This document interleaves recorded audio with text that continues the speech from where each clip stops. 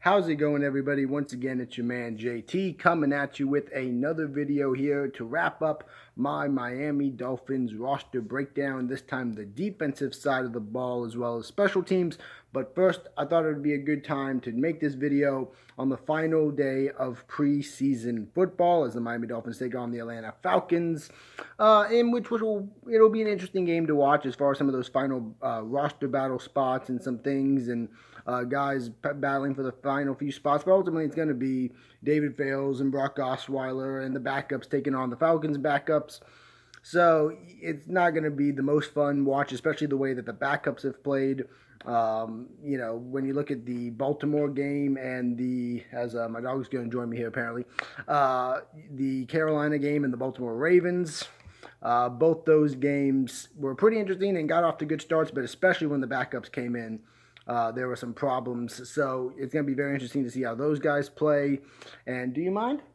No? You're just going to chill there? He's going to chill there. But, and see how they play and see if they can step up their game, definitely, because backups do matter. Part of it is just, they're not the starters, so it doesn't matter that the Dolphins are losing. And to an extent, no. But, injuries happen, stuff happens, and, backups play an important role, too. So you can't completely ignore the way these guys have been playing. Another thing I'm going to say about the backup quarterback situation as well, the Dolphins are freaking out about, listen, chill. It's Tannehill or bust. When we didn't draft the quarterback, we knew what we were getting ourselves into.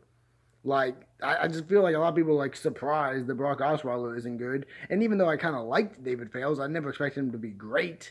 And I feel like he can play better than he has this preseason, but he's not going to be a good quarterback. If Tannehill missed a significant period of time, that's just what it is. And for people talking about, well, what if he just misses a game or two?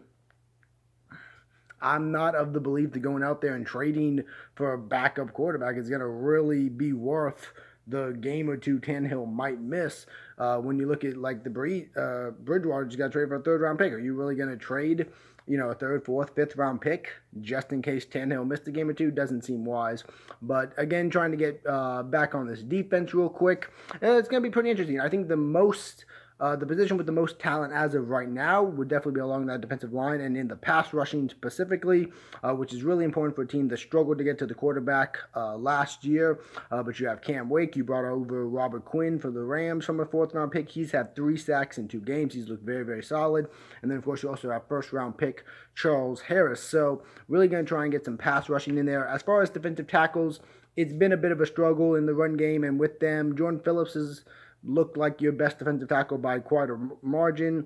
But you do have Vincent Taylor, who's looked nice. Keem Spence from free agency. But once you lost Ndamukong Suh, you knew you were gonna take a hit in the run defense. It wasn't great last year, and it wasn't gonna get any better, losing one of the best defensive tackles in football. That's just kind of the situation they're in. As far as some of the backup defensive linemen, you would look at an Andre Branch and a William Hayes. Both are gonna get paid significantly, but they can play roles. But they're just going to get beat out by better talent at that pass rushing spot. Defensive tackle-wise, probably a Devon Gotcha, a former 6th-round pick. Maybe Cameron Malveaux could also make the team as an undrafted free agent. So some interesting names to watch there. Those are probably the top guys likely to make the team. At linebacker, the squad's very young. It still has struggled, but you look at Chase Allen, only a second-year guy. Raekwon McMillan is basically a rookie because he missed his first year. Jermone Baker is a rookie, former 3rd-round pick. So, Kiko Alonso going back to his natural position. So the linebacking spot has still struggled, but there is potential there. Unlike in past years, for example, where you had Kiko Alonso and Lawrence Timmons, once they were bad, they were just kind of bad. It's just all you knew. So there is a little more hope and potential there. The secondary, I think, could be a bright spot, just depending on how they kind of play their cards or whatever. Minkah Fitzpatrick has been taking over the nickel spot as they've moved Bobby McCain to outside cornerback after Cordrea Tankersley and Torrey McTyer couldn't quite win those spots, so now they're going to be backup cornerbacks. And obviously the Dolphins I think their hope is that Tankersley can eventually become the number 2 cornerback and that Minkah Fitzpatrick can eventually become a full-time safety. But the way that T.J. McDonald has played well, particularly this last game against the Ravens, you have all-pro Rashad Jones, a free safety. There's not really the spot for Minka at the safety position, and I think as their first-round pick and as talented as he is, they really feel like they got to get him on the field. So for now, he's going to play that nickel cornerback spot, which really is fine.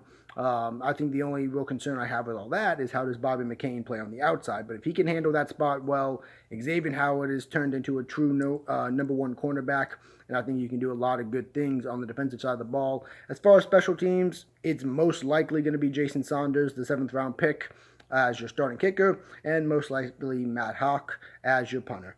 So that's kind of all there is to that. But let me know what you guys think. Who are you excited to see in this final game battling it out? There are some guys like a Leonte Carew and others who this could be their last game, especially in a Miami Dolphins uniform. So should be interesting there. Let me know who you think is going to make the cut and who not. And then, of course, let me know what you think about that defense. And I will see y'all next time. Peace.